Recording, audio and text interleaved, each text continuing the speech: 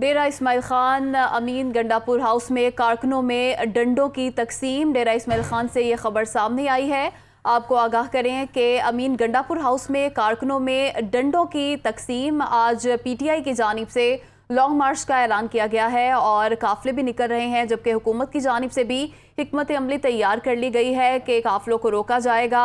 और इसी सिलसिले में आपको बताएं कि डेरा इस्माइल खान में अमीन गंडापुर हाउस में कारकुनों में डंडे तकसीम किए गए हैं और इमरान खान की जानिब से ऐलान किया गया है कि आज हर सूरत डी चौक इस्लामाबाद पहुंचा जाएगा और कारकुनों से भी अपील की गई है कि आज घर ना बैठें, आज बाहर निकलें, इस्लामाबाद पहुंचें।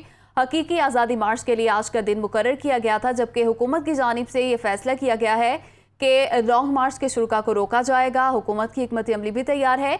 डेरा इस्माइल खान अमीन गंडापुर हाउस के मनाजिर आपके सामने हैं, जहाँ पर कारकुनों में डंडे तकसीम किए जा रहे हैं। डेरा इस्माइल खान अमीन गंडापुर हाउस में कारकुनों में डंडे तकसीम किए गए हैं।